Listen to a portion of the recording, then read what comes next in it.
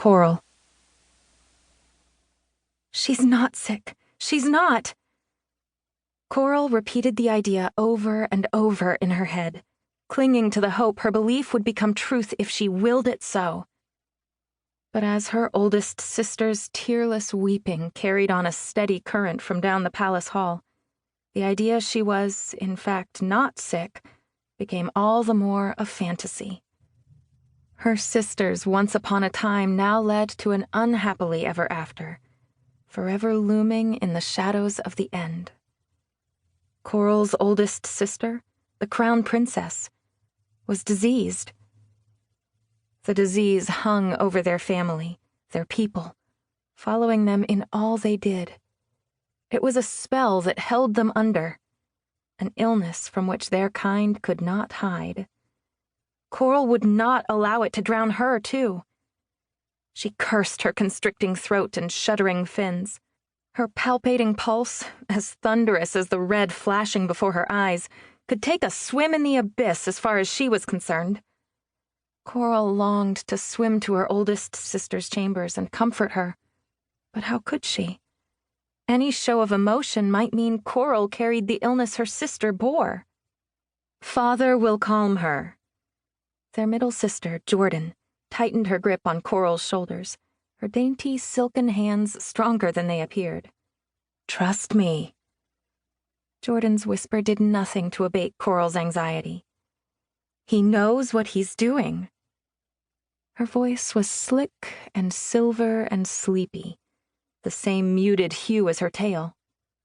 Coral bit her trembling lower lip, wished upon a sea star that she might shed even a single tear.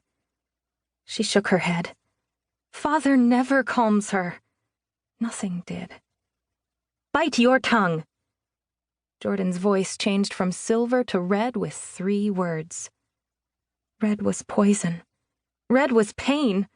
Coral ripped out of Jordan's grasp, the forceful jerk out of character but necessary. She may have been small for her age, but Coral more than made up for it with the feisty tenacity their grandmother had quietly encouraged. When Coral whirled to face Jordan, her sister's expression appeared as smooth as a pearl.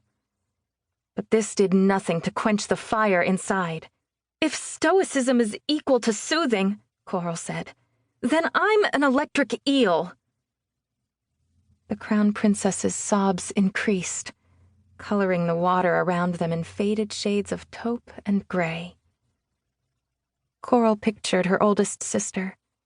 She imagined Father floating there, watching, staring through his first daughter as if she were nothing, contaminated, as if she would make him ill too. But she wouldn't. Mermen were immune to the disease. Deep, soul-wrenching emotions were not something they could fall prey to, especially not the great king of the seas. I'd be careful with that temper of yours, baby sister, Jordan said. I'll be 16 in 3 days. Didn't that count for something? I don't need you to chastise me. Jordan blinked, but did not waver from her spot 3 shark fins away. You're too emotional for your own good. Dramatic, sensitive. Let those feelings hook you, and you'll end up just like her. Sunken and unsalvageable.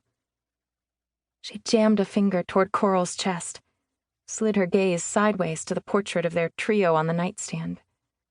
When Jordan's gaze found hers again, it dared the Little Mermaid to react, to respond and prove her theory true. You are like her, you know. Coral stuffed her thoughts into a bottle at the back of her mind, corked the glass tight for good measure. Why must Jordan remind her? Did she think Coral was oblivious to the signs of the disease? It's only a disease if you allow it to be one.